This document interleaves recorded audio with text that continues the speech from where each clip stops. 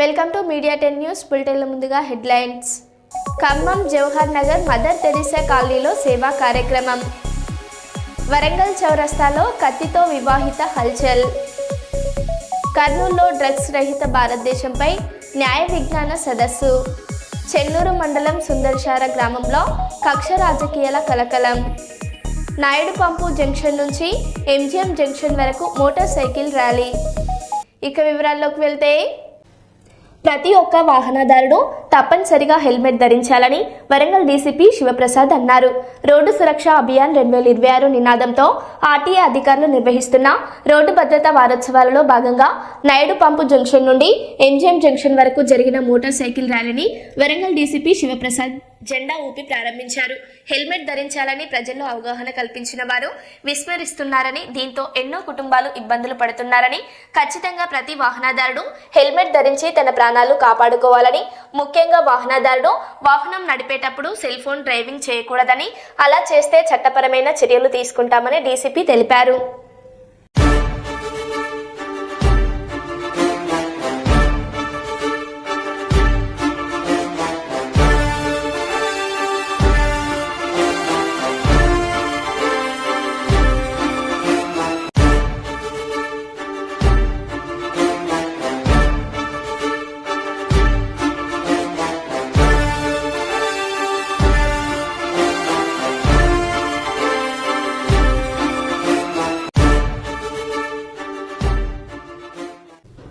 నంద్యాల జిల్లాలోని బనగానపల్లె మండలంలోని ప్రముఖ శైవ క్షేత్రమైన యాగంటి ఉమామహేశ్వర స్వామి దేవస్థానంలో కుటుంబ సమేతంగా కాటసాని రాంభూపాల్రెడ్డి గారు, ఆయన సతీమణి శ్రీమతి కాటసాని ఉమామహేశ్వరమ్మ గారు మరియు యువ నాయకుడు కాటసాని శివనరసింహారెడ్డి గారు యాగంటి ఉమామహేశ్వర స్వామి సన్నిధిలో ప్రత్యేక పూజలు నిర్వహించిన అనంతరం దీక్షను స్వీకరించిన పాణ్యం మాజీ ఎమ్మెల్యే శ్రీ కాటసాని రాంభూపాల్రెడ్డి గారు.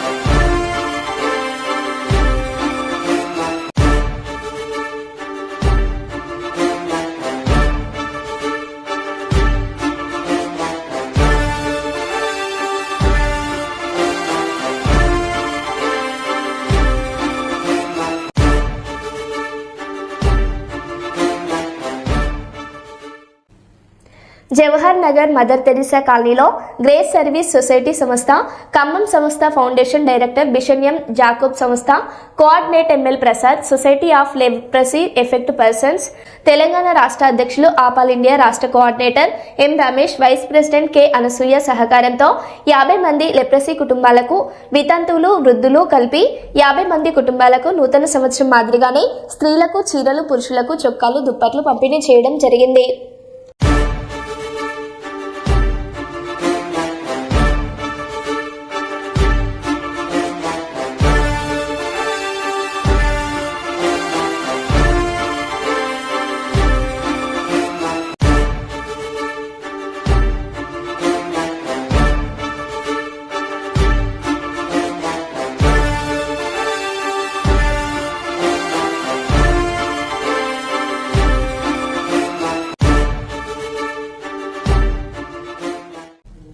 టెలికాం వినియోగదారులకు మెరుగైన సేవలే ట్రాయ్ లక్ష్మణి ట్రాయ్ సభ్యులు బత్తల సంజీవరాయుడు తెలిపారు.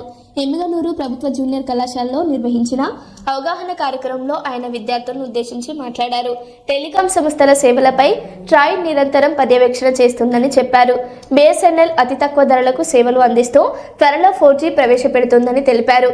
టెలికాం సేవలపై యువత అవగాహన పెంచుకోవాలని ఆయన పిలుపునిచ్చారు.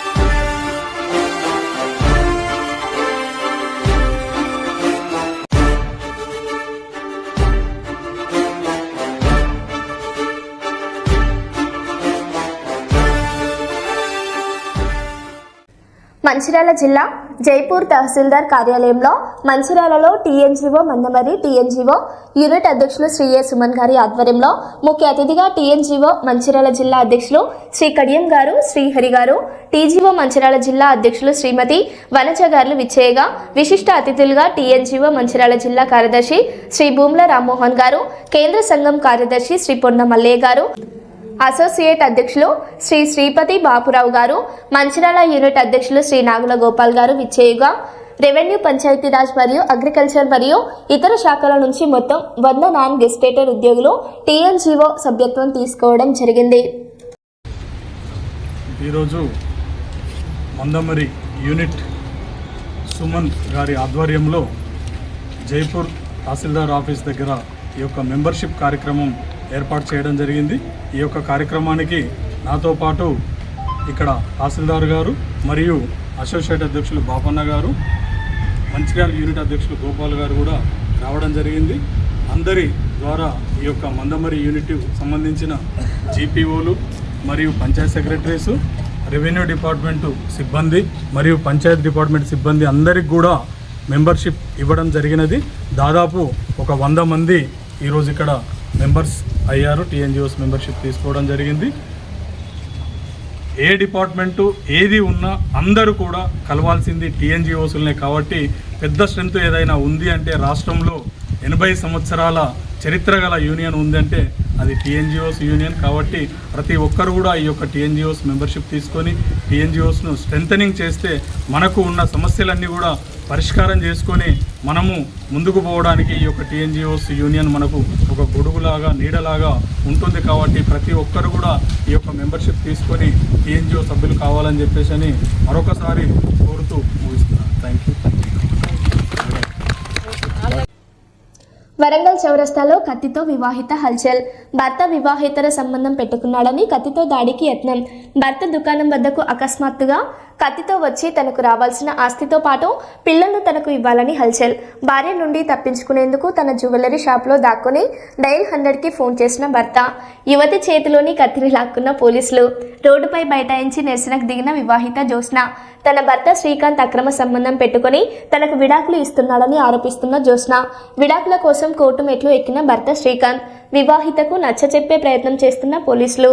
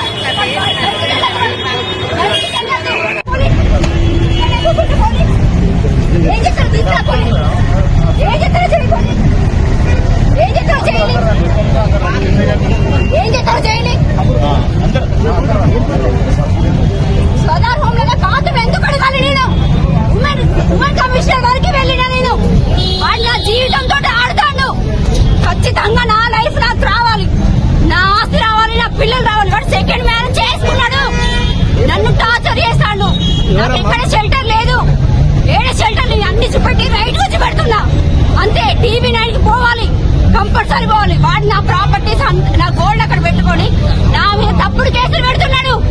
అందరినీ రైతు పక్కంట, నేను శ్రీకాంత్ గాని పక్కంట, బావుల కంటే పక్కంట. దానికి మొగుడున్నాడు, 2 కొడుకులు ఉన్నారు. అది వదిలిపెట్టి నా లైఫ్ తోటి గేమ్ ఆడుతున్నది. అది ఖచ్చితంగా వాళ్ళిద్దరిని ఉరిశిక్ష తీయాలి, ఖచ్చితంగా ఉరిశిక్ష తీయాలి. వాళ్ళు నాకు, నా పిల్లలకి న్యాయం జరగాలి, నా పిల్లలు నా దగ్గర ఉండాలి. ఈ ఫ్యామిలీ కోర్టుకి వెళ్తున్నా, అన్ని నా మీద తప్పుడు కేసులు పెడుతున్నాడు. వాడు ఉరిశిక్ష పడాలి, వాడికి ఖచ్చితంగా ఉరిశిక్ష పడాలి. వాడు నాకు వద్దు, నా బంగారం, నా పిల్లలు నా చేతికి రావాలి ఖచ్చితంగా. ఉత్తర తాడు లేకుండా చేసిన వాడు. కట్టుకున్న భార్య నేను కట్టుకునే భార్య నేను సవుతుందని సవితి పోలు పెట్టిస్తాను అందరూ. నాకు ఎక్కడ షెల్టర్ లేదు, రోడ్డు మీద బ్రతికైంది. ఏం చేసుకుంటారో చేసుకోండి. వాడు శ్రీకాంత్ వాడు లంచ కొడుకు, దొంగ వాడుకో, వాడిని చంపుతా నేను చస్తా. ఇంతే, వాడిని చంపుతా నేను చస్తా. ఎన్ని పెడతారు నా మీద? కెమెరాలు ఎన్ని పెడతారు? కెమెరాలు ఎన్ని పెడతారు? ఏం చేస్తారు? లంచం తీసుకుపోయి పొక్కలు దాచి పెడతాడు వాడు. నా జీవితంతో ఆడతాడు. ఏం చేసుకుంటే చేసుకోండి. ఏమట్లేదు, స్టేషన్ లో జరగట్లేదు, పెద్ద మనుషుల సమక్షంలో కూడా జరగట్లేదు. వాడు మాత్రం అరెస్ట్ అవ్వాలి. వాడు టీవీసీ ఉంది. వాడు నాకు రెసిడెన్షియల్ లేకుండా వేస్తాడు. ఎక్కడ రెసిడెన్షియల్ లేకుండా వేస్తాడు. ఖచ్చితంగా వాడు అరెస్ట్ కావాలి, సరెండర్ అవ్వాలి. అంతే. వాడు చావాలి, లేకపోతే నేనే చావాలి. వాడని ఉండాలి. అందరు నా ఎమోషన్స్ తోటి ఆడుకుని అందరు సంగతి అవుతుంది. వీడి వెనకాల ఉన్న అంత దందా మొత్తము సస్పెండ్ కావాలి. వీడు లంచాలు ఇస్తాడు, నన్ను అవమానపరుస్తాడు, నా మానభంగాలు తీరుస్తాడు. వాడు వీడికి సపోర్ట్ చేస్తాడు. మంచిర్యాల జిల్లా చెన్నూరు మండలం సుందరశాల గ్రామంలో కక్ష రాజకీయాలు మరోసారి రైతు జీవితాన్ని చిదిమేశాయి. స్థానిక ఎన్నికల్లో మద్దతు ఇవ్వలేదన్న కారణంతో సామాన్య రైతు నరిగెముండి యాదవ్కు చెందిన వ్యవసాయ బోర్ను గ్రామానికి చెందిన కొందరు వ్యక్తులు ఉద్దేశపూర్వకంగా ధ్వంసం చేసిన ఘటన కలకలం రేపుతోంది. వ్యవసాయంపైనే ఆధారపడి జీవనం కొనసాగిస్తున్న నరిగెముండి యాదవ్ మాట్లాడుతూ సుమారు 15 సంవత్సరాల క్రితం వాగులో ఫిల్టర్ బోర్ వేసుకుని తన 8 ఎకరాల పొలానికి నీరు అందిస్తూ పంటలు పండించుకుంటున్నానని తెలిపారు. అయితే ఇటీవల జరిగిన స్థానిక సంస్థల ఎన్నికల్లో గుండా భాస్కరారెడ్డికి మద్దతు ఇవ్వలేదనే కక్షతో గుండా భాస్కరారెడ్డి అతని సోదరులు గుండా సత్యనారాయణ రెడ్డి, శ్రీనివాసరెడ్డిలో జనవరి 1వ తేదీన తన బోరు పైపులను పీకివేసి పక్కన పడేశారని ఆరోపించారు. పెట్టిన తర్వాత మళ్ళీ వచ్చి అంత రౌతులు పోసి కూలగొట్టిండు. మాకు ఇదే ఆధారం. మేము ఎట్లా చేసైనా దీంతోనే బతకాలి. ఎవరు కూలగొట్టిలు? గుండా సత్యనారాయణ, గుండా శ్రీనివాసు, గుండా భాస్కర్ రెడ్డి, వాళ్ళు ముగ్గురు. వాళ్ళు ఏ ఊరు రాలేదు? సుందరశాల. సర్పంచ్కి పోటీ పెట్టిండ్రు, ఓడిపోయిండ్రు. మా మీద కక్ష వాళ్ళకు. మా ప్రాణ భయం కూడా ఉన్నది వాళ్ళది. అట్లనే కంప్లైంట్ కూడా ఇచ్చిన. అయితే దీనివల్ల మాకు ఏదన్నా ఒకటి న్యాయం జరగాలి. పంట నష్టం జరిగింది ఇప్పటికే. ఇదే బతుకు తెరువు, ఇదే 8 ఎకరాలు. చెప్పు. యాదవ మాది అనగారిన యాదవ సామాజిక వర్గం మాది. అది పెద్దదాల రెడ్డిసు వ్యవస్థ. వాళ్ళు ఇష్టమైనట్టు మన ఓటాలను అట్లనే తిట్టిండ్రు. ఇవాళ మమ్మల్ని అదే పని చేస్తాను. ఓటాల మీద మొన్న దాకా తిట్టిండ్రు. సుందరశాల గ్రామానికి చెందిన రైతు నరిగ మొండయ్య యాదవ్, అతనికి సంబంధించిన పొలము చేనుకు సంబంధించిన ఏదైతే ఒక వాగులో ఏదైతే వాగు ఉందో ఆ ఒర్రెలో ఒక ఫిల్టర్ వేసుకున్నాడు. 15 సంవత్సరాల నుంచి వెళ్ళి ఆ ఫిల్టర్ ద్వారానే అతను పంటను పండించుకుంటున్నాడు. ఆ పంట ద్వారానే ఇతను జీవనం కొనసాగుతుంది. మరి మొన్న ఎలక్షన్ల ఏదైతే స్థానిక సంస్థల ఎలక్షన్లో సర్పంచ్ ఎన్నికల్లో నిలబడ్డటువంటి గుండా భాస్కర్ రెడ్డి మరి అతని సోదరులు అతనికి ఇతను మద్దతు ఇవ్వలేదనే ఒక అక్కస్తోటి ఇతని పంట పొలానికి సంబంధించిన బోర్ను మొన్న జనవరి 1 రోజు బోర్ను పీకేయడం జరిగింది. బోర్ పైపులను ఆ మోటార్ను పీకేయడం జరిగింది. ఆ పీకేసిన సందర్భంలో మొన్న 1వ తారీఖు నాడు సాయంత్రం ఇతను కంప్లైంట్ కూడా ఇవ్వడం జరిగింది. మరి కంప్లైంట్ ఇచ్చిన తర్వాత పోలీస్ స్టేషన్లో మాట్లాడిన తర్వాత ఏం చేసినట్టే పంట ఎండిపోతుంది కాబట్టి పంటకు ఫస్ట్ అయితే నీళ్లు పెట్టుకోమని చెప్పేసి అక్కడ పోలీస్ అధికారులు గారు చెప్పడం జరిగింది. మరి చెప్పిన దాంతో ఇతను నిన్న వచ్చేసి ఆ బోర్ అవన్నీ ఫిట్ చేసుకొని మళ్ళీ ఆ నీళ్ళతోటి ఈ పంటకు నీళ్ళు చూపడం జరిగింది. నిన్న నీళ్ళు చూపేసిండు, అయిపోయింది. మళ్ళీ ఇవాళ రాత్రి మరి తెల్లారగున ఒక రైతు అన్నట్టయినా వ్యవసాయం చేసుకుంటాడు, నీళ్ళు పెట్టుకోవడానికి ఉంటాడు. కానీ 24 గంటల బోర్ కాడ కానీ ఆ మోటార్ కాడ పండుకునే వ్యవస్థ లేదు. మరి ఏ దొంగ చాటుగా ఎప్పుడో వచ్చేసి ఏదైతే ఆ సర్పంచ్ అభ్యర్థి ఓడిపోయిన అభ్యర్థి ఉన్నాడో గుండా భాస్కర్ రెడ్డి మరి అతని సోదరులు కలిసి ఆ మోటార్ను పీకేసిండ్లు, ఆ బోర్ను వలగొట్టిండ్లు, ఆ బోర్లో రాళ్ళు వేసిండ్లు. మీరు మిస్టర్ భాస్కర్ రెడ్డి గారు మీరు రాజకీయాలు చేయాలనుకుంటే హుందాగా చేయండి. రాజకీయంలో కొందరు ఎవరికి ఇష్టం వచ్చినట్టుగా ప్రజలు వాళ్ళ వైపు ఉంటారు, ఓట్లు వేస్తారు. కానీ మీరు నాకు ఓటు వేయలేదని చెప్పేసి అలా ప్రజలను ఇబ్బంది పెట్టే పని చేస్తే మరి ఇది ఎంతవరకు మీకు కరెక్ట్ అవుతుంది? మీరు ఏ పార్టీ నుండి పోటీ చేసిళ్ళు? మీరు ఒక ప్రజాస్వామ్య వ్యవస్థలో మీరు ఈ విధంగా ప్రజలను ఇబ్బంది పెట్టే పనులు చేస్తే మాత్రం మీకు తగిన గుణపాఠం చెప్తాం. మేము అందరం కూడా ఇవాళ ఎస్సీ ఎస్టీ బీసీలం అందరం కలిసి కూడా పోయి మీ వీళ్ళకు న్యాయం జరిగేంత వరకు కూడా మేము పోరాటం చేస్తాం. దీన్ని ఎంతటికైనా తీసుకుపోతాం. మీరు ఇలా కోట్ల రూపాయలు గడించిల్లు కదా, ఇలా కోట్ల రూపాయలు సంపాదించుకొని రైస్ మిల్లులు అన్యాయంగా అక్రమంగా ఏడబడతాడా రైస్ మిల్లులు కట్టుకొని ఇలా మీరు ఊరోగుతున్నారు. మీ రైస్ మిల్లులు మేమన్నా ప్రజలు ఇబ్బంది పెడుతున్నారా? మీ రైస్ మిల్లులు ఏమో సక్రమంగా నడుపుకుంటున్నారు కదా, మరి మీ రైస్ మిల్లులు నడుపుకున్నప్పుడు ప్రజలు వచ్చి మిమ్మల్ని ఏమన్నా ఇబ్బంది పెట్టిల్లా? మరి ఇలా ప్రజలకు ఎందుకు మీరు ఇబ్బందులకు గురి చేస్తున్నారు? ఇలా కోట్ల రూపాయలు సంపాదించు సరిపోతలేవా? ఇంకా ఈ ప్రజలను ఇబ్బంది పెట్టి మీరు ఏం సాధిస్తారు? ఏం కక్ష సాధింపు చర్యలు? ఇట్లాంటి చర్యలు మీరు ఎన్ని రోజులు చేస్తారో చూస్తాం. మేమందరం కూడా ప్రజా సంఘాలుగా వీళ్ళకు న్యాయం జరిగేంత వరకు, నీకు కఠిన శిక్ష విధించేంత వరకు కూడా మేము పోరాడతామని చెప్పేసి ఈ సందర్భంగా తెలియజేసుకుంటున్నాం. ఈ విషయంలో అఖిల పక్షం అందరం కలిసిపోయి మంత్రి గారికి కూడా కంప్లైంట్ చేయడం జరుగుతుంది. ఇంకా చూసుకో, ఇక నుంచి నువ్వు ఎటువంటి అక్రమాలైనా చేసినావో నీ ఆటి మీద కూడా మేమంతా కూడా పోరాటం చేస్తామని చెప్పేసి ఈ సందర్భంగా మేము తెలియజేస్తున్నాం. సిద్ధి Ramesh Yadav, BC SC ST JAC రాష్ట్ర నాయకులు. కర్నూలులోని ప్రభుత్వ బీసీ కళాశాల బాలికల వసతి గృహంలో డ్రగ్స్ రహిత భారతదేశంపై న్యాయ విజ్ఞాన సదస్సు నిర్వహించారు. జాతీయ యువ దినోత్సవ వారోత్సవాలలో భాగంగా జిల్లా న్యాయ సేవాధికార సంస్థ కార్యదర్శి బి లీలా వెంకట శేషాద్రి ఈ కార్యక్రమాన్ని నిర్వహించారు. మాదక ద్రవ్యాల వల్ల యువతకు కలిగే ఆరోగ్య సామాజిక ప్రమాదాలపై అవగాహన కల్పించారు. డ్రగ్స్ నేరాలపై 1933కు సమాచారం ఇవ్వాలని సూచించారు. డ్రగ్స్ వద్దు, జీవితమే ముద్దు అంటూ బాలికలతో ప్రతిజ్ఞ చేయించారు.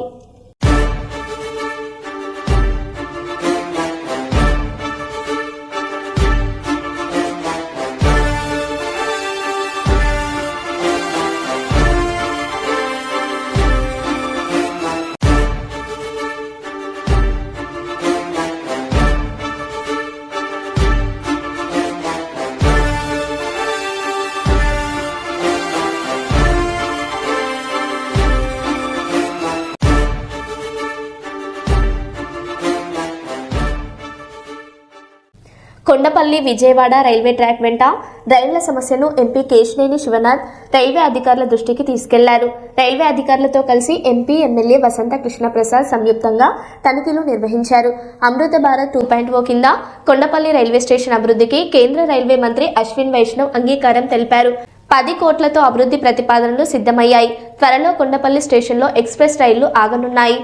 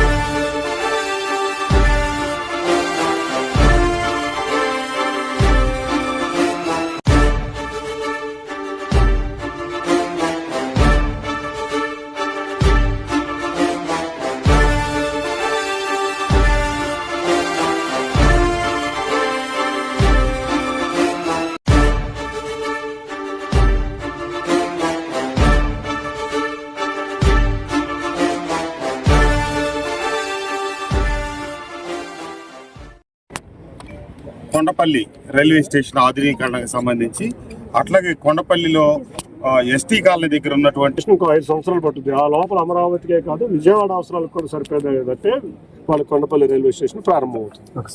వారిని కలిసి Kondapalli railway station, Kondapalli railway drainage, అంతేకాకుండా గొల్లపూడి బల్బ్ స్టేషన్ గురించి రిక్వెస్ట్ చేయడం జరిగింది. ముఖ్యంగా ప్రారంభం అయ్యే లోపల దానికి సప్లిమెంటరీ స్టేషన్ కింద కొండపల్లి కూడా ఉపయోగపడే రకంగా కృషి చేస్తామని తెలియజేసుకుంటూ అందరికీ కూడా ధన్యవాదాలు తెలియజేస్తాను. కేటీఆర్ ర్యాలీలో వైఎస్ఆర్సీపీ పార్టీ జెండాలు. ఖమ్మం కూసుమంచి మండలం నాయకన్గూడెంకు కేటీఆర్ ర్యాలీలో ఏపీ మాజీ సీఎం వైఎస్ జగన్ ఫోటోతో పాటు వైసీపీ జెండాలు.